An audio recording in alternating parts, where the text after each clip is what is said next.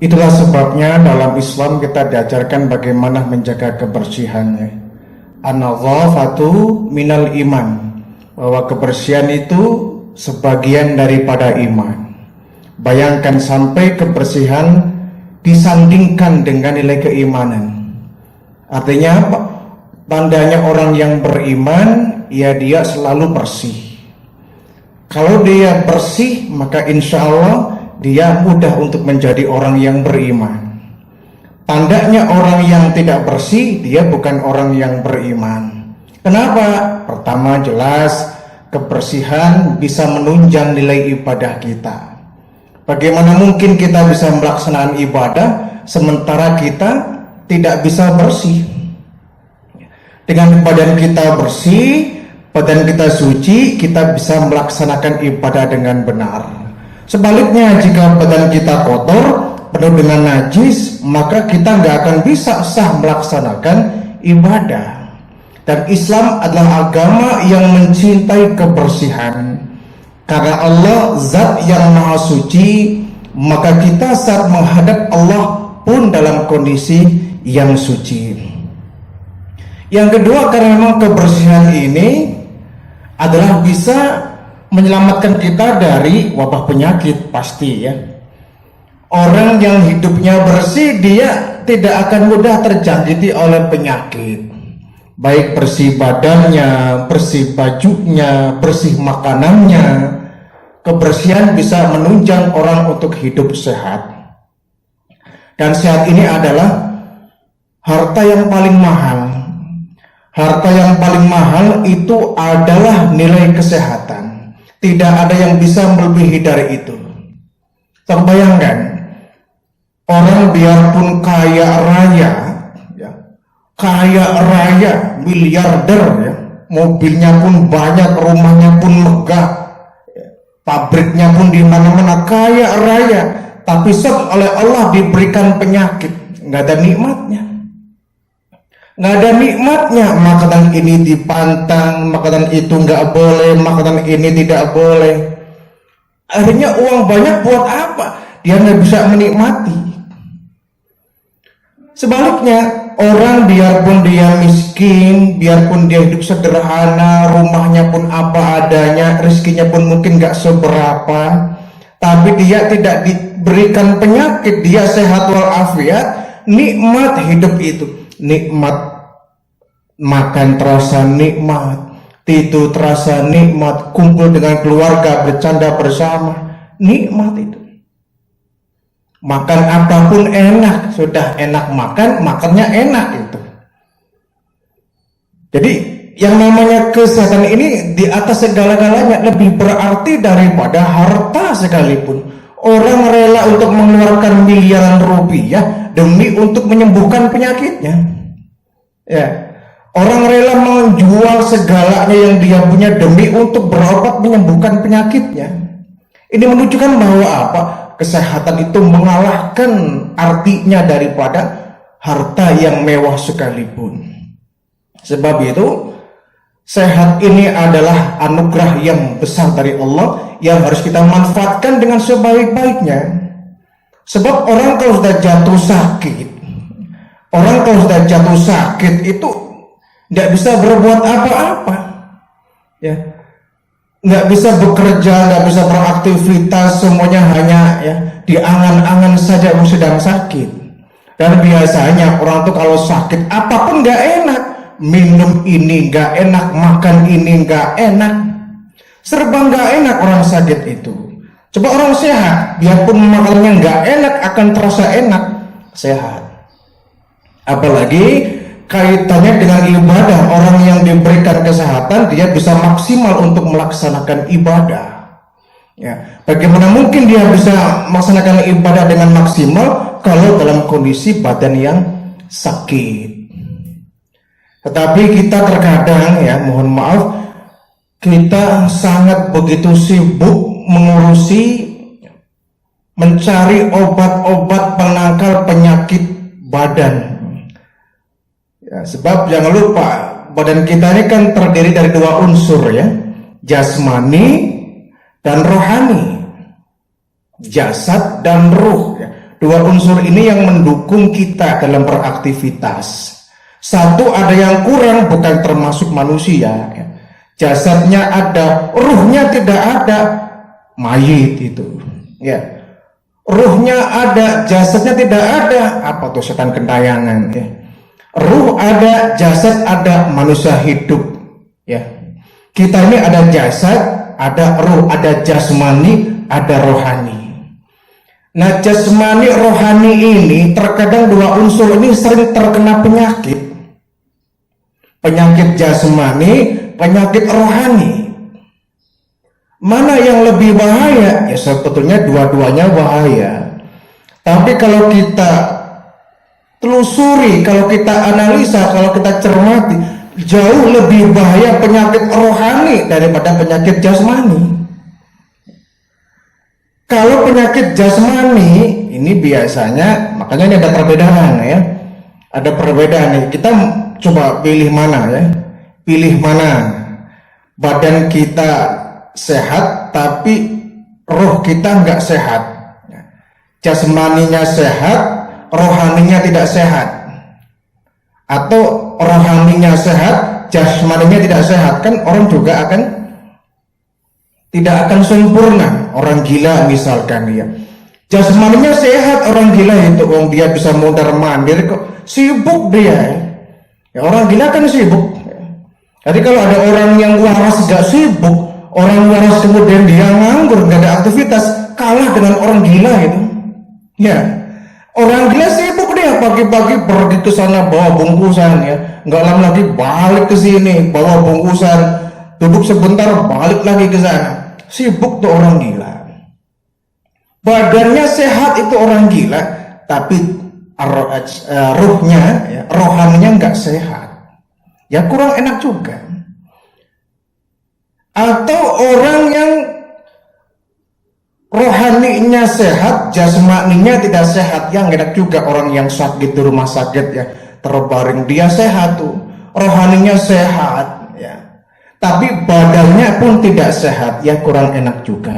Tapi kalau jasmaninya sehat, rohaninya sehat, insya Allah sempurna.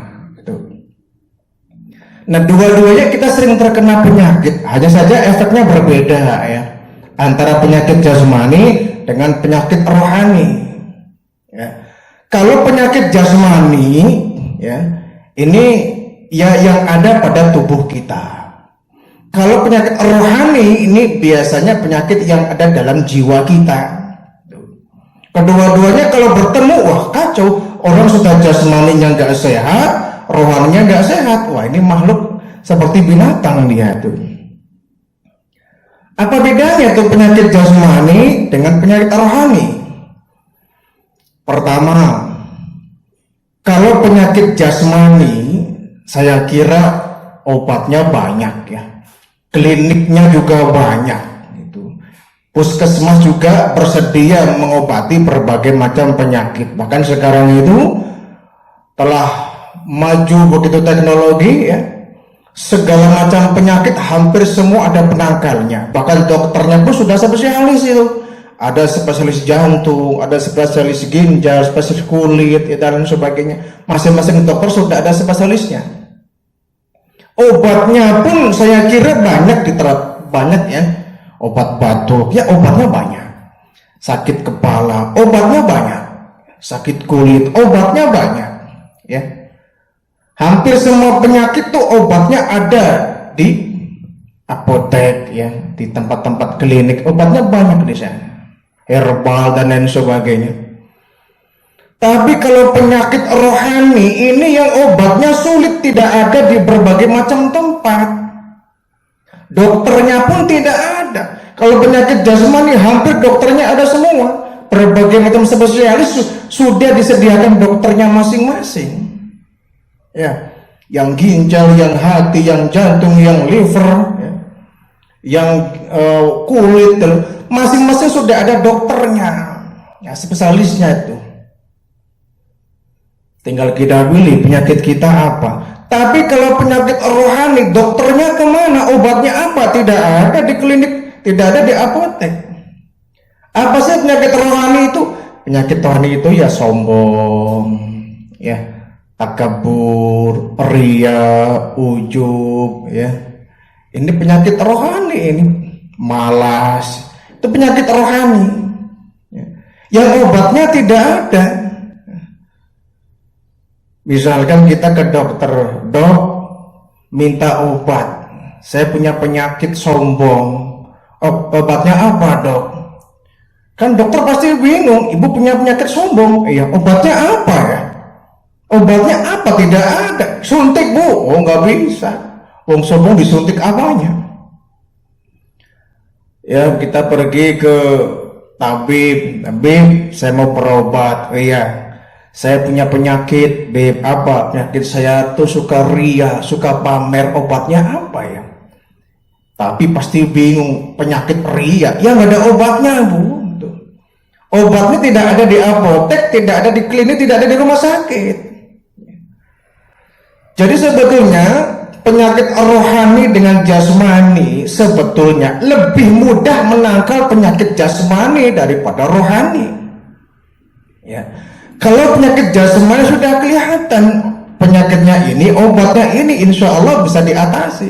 Kalau penyakit rohani ini yang repot. Orang punya sifat takabur, punya sombong, punya ria, punya ujub, ya, punya boros, punya dia tidak ikhlas. Ya. Ini penyakit rohani yang susah diatasi. Tidak bisa kita minta tolong ke orang. Pak Kiai, ya, saya punya penyakit sombong, obati sih. Ya nggak bisa. Dia hanya bisa mengobati dirinya sendiri. Pak Kiai, Pak Ustadz hanya paling-paling mengarahkan. Kamu seperti ini, seperti ini. Itu penyakit jasmani dan rohani. Yang kedua, biasanya orang yang punya penyakit jasmani, ya, tidak tahu. Orang lain tidak tahu. Yang tahu hanya dianya sendiri, ya. Tapi penyakit rohani kebalikan, orang lain lebih tahu daripada kita, ya. Penyakit rohani orang lain lebih tahu daripada kita. Penyakit jasmani kita yang tahu, orang lain tidak tahu. Contoh, kita sakit kepala, ya. Kita sakit kepala, itu kan orang lain tidak tahu, ya. Apakah kemudian gara-gara sakit kepala kemudian kepala kita benjol? Kan tidak, ya. Gara-gara sakit kepala kita kemudian peyang sebelah, misalkan. Ketika sakit kepalanya sembuh, normal kembali bentuknya, kan tidak. Kepala tetap seperti ini walaupun kita sedang menderita sakit kepala. Orang lain tidak tahu. Enak saja main ke rumah kita, ya, ngajak kita main catur, ngajak kita jalan-jalan, ngajak kita nonton, ya, ngajak kita bercanda. Mereka nggak tahu kalau kita sedang sakit kepala. Jadi penyakit jasmani itu orang lain tidak tahu, yang tahu kita yang merasakannya. Sebaliknya kalau penyakit rohani, orang lain lebih tahu dari kita. Misalkan kita punya penyakit sombong, kita ngerasa biasa saja itu. Orang lain yang menilai, kamu tuh terlalu sombong di depan orang itu, ya, ucapannya terlalu tinggi, ya, suka merendahkan orang.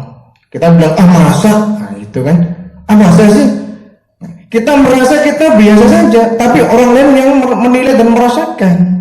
Di penyakit rohani, orang lain lebih tahu daripada kitanya yang punya penyakit itu.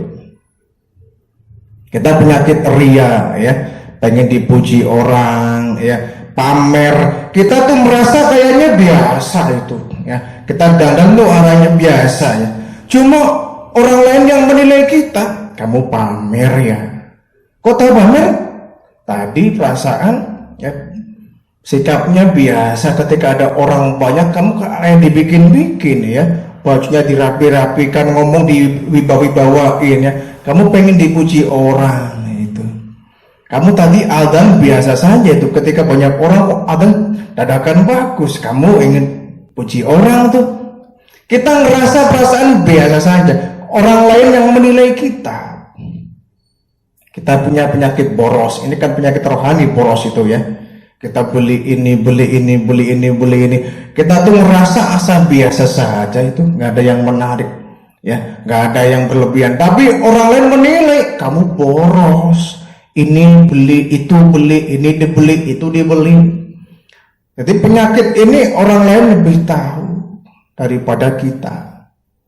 Maka sebabnya kita banyak-banyak minta nasihat dari orang lain, ya. Seperti Umar bin Khattab, beliau selalu minta pendapat ke orang lain tentang dirinya, ya. Umar bin Khattab selalu dan sangat sering sekali beliau itu minta pendapat ke orang lain, bahkan sampai ke orang yang katakanlah miskin, ya. Minta pendapat, aku seperti apa? Ada nggak sikapku yang berlebihan yang bikin orang sakit hati? Koreksi. Kalau ada orang yang memberikan tahu ke Umar bin Khattab bahwa Umar ini begini kurang baiknya disampaikan, senangnya luar biasa tuh Umar bin Khattab. Jadi kalau ada orang yang mengkritik tentang kekurangannya, girang tuh Umar bin Khattab, kemudian dia bersemangat untuk memperbaiki diri. Sebaliknya ketika ada orang yang memuji beliau, langsung merah muka beliau itu tuh, marah luar biasa, ya. Marah luar biasa kalau Umar bin Khattab dipuji. Kita malah sebaliknya, ada orang datang memuji kita, waduh bangganya luar biasa kita ini, ya, bangga membumbung ke langit, perasaan itu orang yang paling sempurna itu dipuji orang, senangnya luar biasa. Giliran orang datang mencaci maki kita, mengkritik kita habis-habisan, marah kita luar biasa. Bukan cuma marah di situ, kadang-kadang nggak terima, dia bawa ke jalur hukum, ya. Sampai dibawa ke jalur hukum apa? Pencemaran nama baik atau tindakan tidak menyenangkan, ya. Oh, dikritik orang, kalau memang kritikannya itu demi kebaikan kita, kenapa nggak kita terima? Walaupun rasanya mungkin sakit, ya, kecewa, ya, kemudian rasa sakit hati, malu mungkin, ya.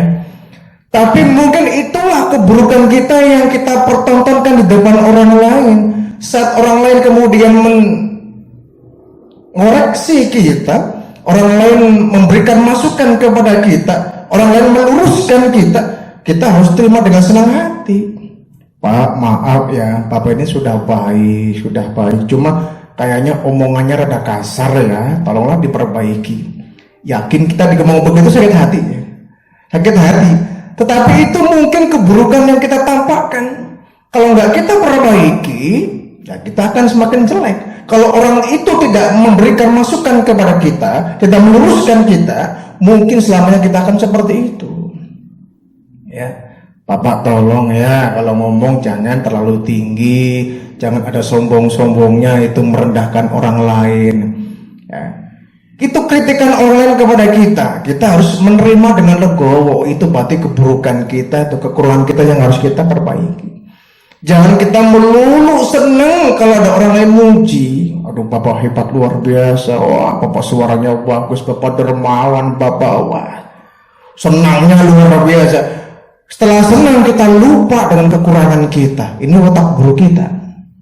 Semakin orang banyak memuji kita, semakin kita lupa dengan kekurangan kita. Akhirnya apa? Kehidupan kita bukan semakin baik, semakin mengarah kepada yang negatif. Itu. Dan jangan lupa, ketika orang memuji kita jangan kemudian langsung GR, ya. Jangan langsung kita merasa bahwa kita orang yang baik. Kita mesti mencerna, ini pujiannya apa ini? Jangan-jangan di balik pujian itu sedang menggoda kita, sedang menguji kita, ya. Karena tidak banyak yang pujian ternyata isinya adalah racun yang menyebabkan kita kemudian lalai, kita kemudian merasa sombongnya nggak terasakan oleh kita karena kita terlalu dipuji. Akhirnya kita sombong nggak terasa, takabur nggak kita sadari. Yang timbul apa? Kita menyampingkan orang lain, merendahkan orang lain.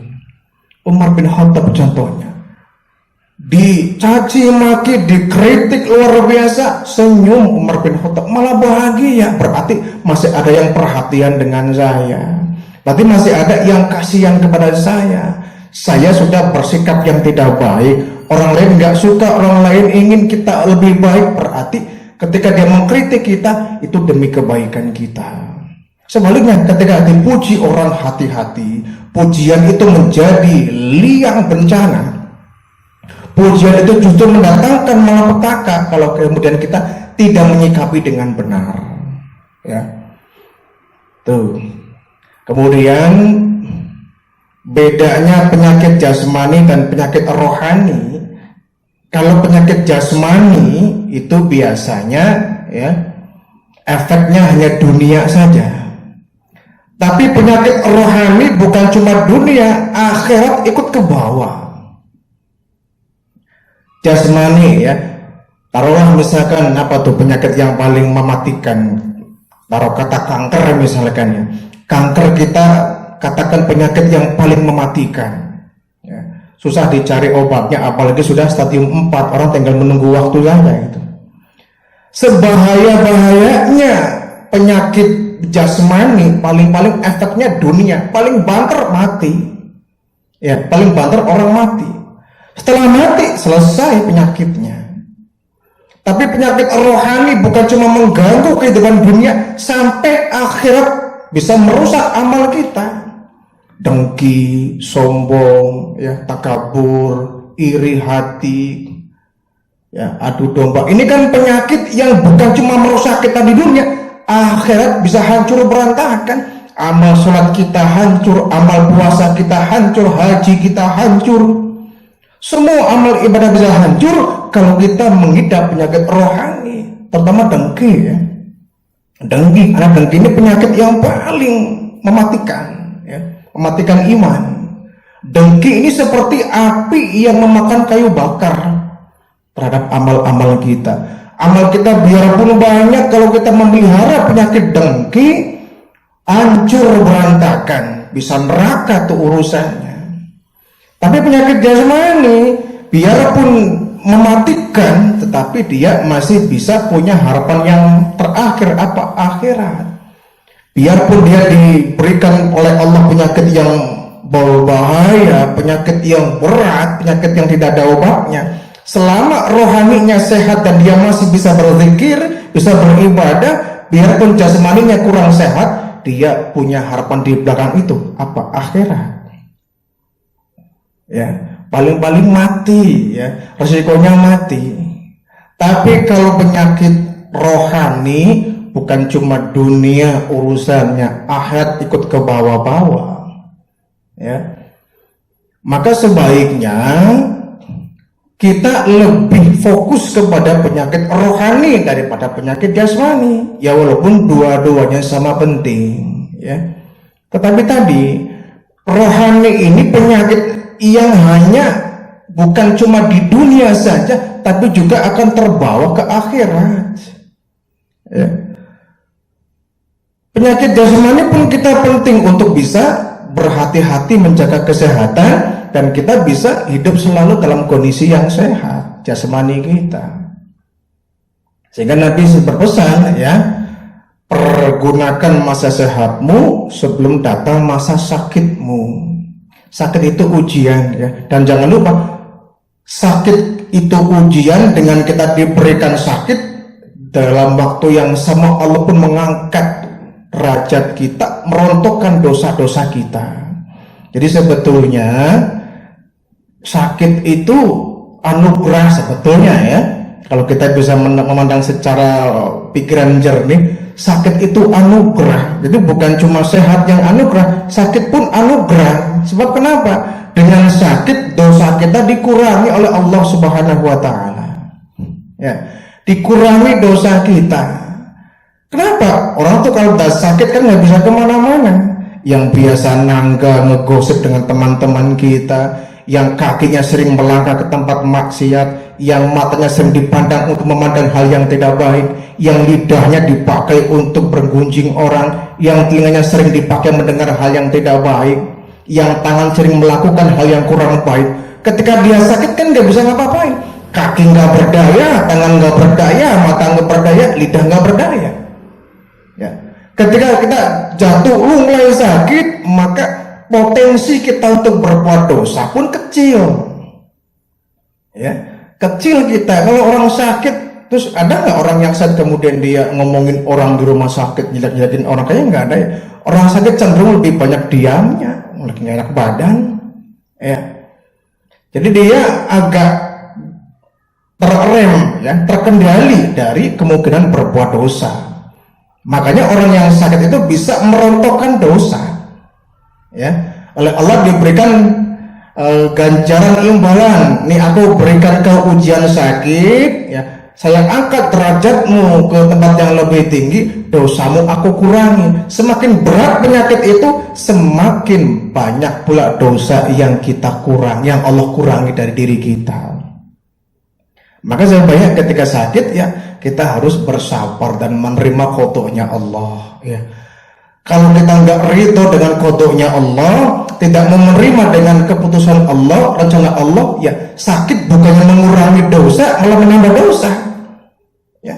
Ada orang yang sakit saking nggak tahan menahan sakit bertahun-tahun, dia nggak tahan, akhirnya bunuh diri, minum pil, minum obat tidur kelewat batas, meninggal dunia. Capek dengan sakit begitu. Kalau begitu dia nggak tahan dengan ujian dari Allah, maka orang seperti itu bukannya dikurangi dosanya, malah menambah dosa.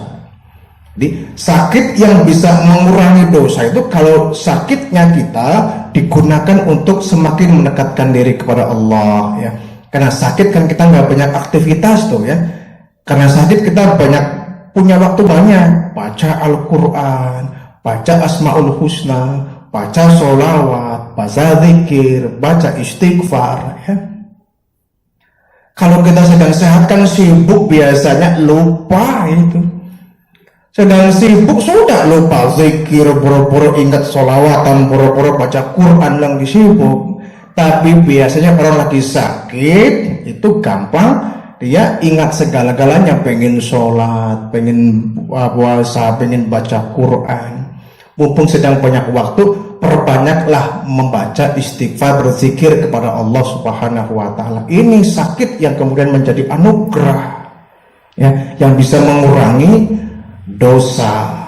Tapi kalau kita sakit kemudian kita banyak menggerutunya, banyak mencacinya, banyak kita nggak sabarnya, biasanya sakit yang seperti malah jadi malapetaka, ya. Jadi penyakit jasmani, sebahaya apapun penyakit jasmani, itu tidak akan mengganggu kehidupan akhirat kalau kita istiqomah melaksanakan ibadah dalam kondisi yang sakit.